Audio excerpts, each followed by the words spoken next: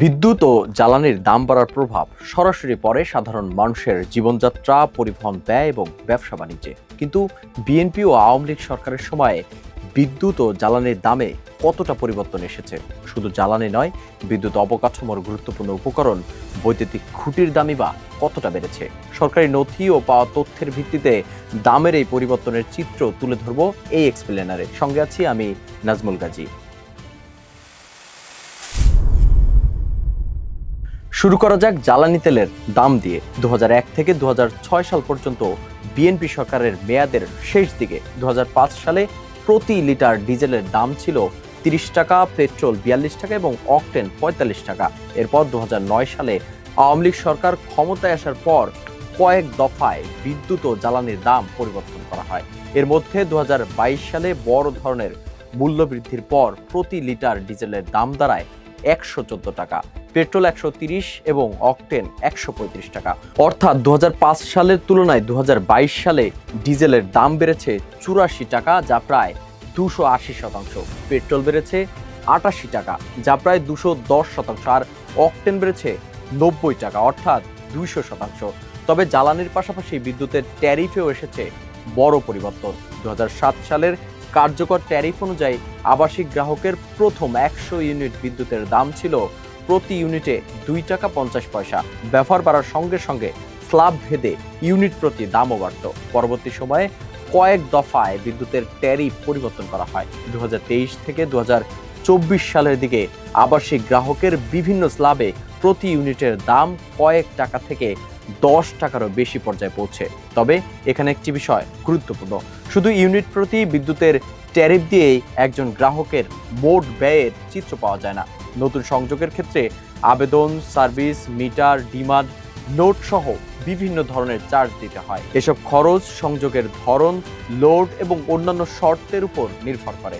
এর পাশাপাশি বিদ্যুতের উৎপাদনের পরিধি বাড়ার সঙ্গে বেড়েছে উৎপাদন ব্যয়, জ্বালানি আমদানি ব্যয় এবং ভর্তুকির চাপ। ফলে বিদ্যুৎ খাতে সরকারের ব্যয়ের পাশাপাশি গ্রাহকের উপরও বেড়েছে ব্যয়ের চাপ। এবার আসা যাক বিদ্যুৎ অবকাঠামোর অন্যতম গুরুত্বপূর্ণ উপকরণ বৈদ্যুতিক খুঁটির দামে।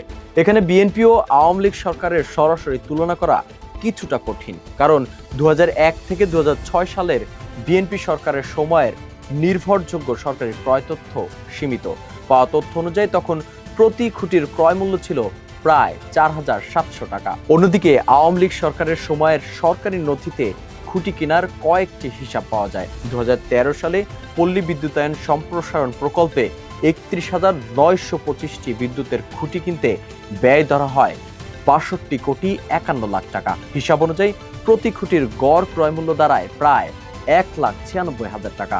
এর প্রায় এক দশক পর 2024 সালে খুলনা বিভাগের বিদ্যুৎ বিতরণ ব্যবস্থা আধুনিকায়ন প্রকল্পে 72,897টি এসপিসি খুঁটি কেনার অনুমোদন দেওয়া হয়। এতে মোট ব্যয় ধরা হয় 228 কোটি টাকা, অর্থাৎ প্রতি খুঁটির গড় ব্যয় দাঁড়ায় প্রায় 3,13,000 টাকা। অর্থাৎ 2013 সালের তুলনায় 2024 সালে প্রতি খুঁটির গড় ব্যয় বেড়েছে প্রায় 1,17,000 টাকা। তবে এই হিসাবকে সরাসরি বিএনপি ও আওয়ামী লীগ সরকারের মধ্যে খুঁটির দামের তুলনা বলা যাবে না, কারণ খুঁটির দৈর্ঘ্য, মান, স্পেসিফিকেশন, কাঁচামালের দাম, পরিবহন ব্যয় এবং প্রকল্পের শর্তে পার্থক্য থাকতে পারে। একই কারণে 2005 সালের একটি খুঁটির দাম আর 2024 সালের একটি খুঁটির দাম সরাসরি তুলনা করাও সতর্কতার সঙ্গে করতে হবে।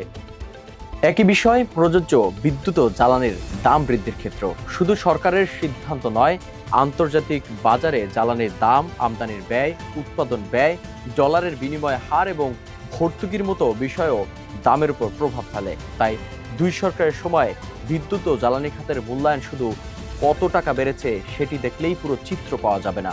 গুরুত্বপূর্ণ হলো কেন বেড়েছে এবং সেই বাড়তি ব্যয়ের পেছনে কোন কোন কারণ কাজ করছে। সরকারি নথিতে পাওয়া তথ্য বলছে দীর্ঘ সময়ের ব্যবধানে বিদ্যুৎ ও জ্বালানির দাম উল্লেখযোগ্যভাবে বেড়েছে। একই সঙ্গে বিদ্যুৎ অবকাঠামোর কিছু উপকরণের গড় ক্রয় মূল্য বেড়েছে। তবে এই বৃদ্ধির পুরোটা কোনো নির্দিষ্ট সরকারের সিদ্ধান্ত, দুর্নীতি বা অনিয়মের ফল এমন সিদ্ধান্তে পৌঁছাতে হলে একই মান ও স্পেসিফিকেশনের পণ্য, একই ধরনের প্রকল্প এবং সংশ্লিষ্ট সময়ের পূর্ণাঙ্গ সরকারি টেন্ডার ও ক্রয় নথি যাচাই করা জরুরি। অর্থাৎ প্রশ্ন শুধু দামের ব্যবধান কতটা তা নয়, প্রশ্ন হলো সেই ব্যবধান তৈরি হলো কেন। আর সেই উত্তর খুঁজতে হলে রাজনৈতিক বক্তব্যের বাইরে গিয়ে দেখতে হবে সরকারি হিসাব, ট্যারিফ, ক্রয় নথি ও সংশ্লিষ্ট সময়ের বাজার পরিস্থিতি।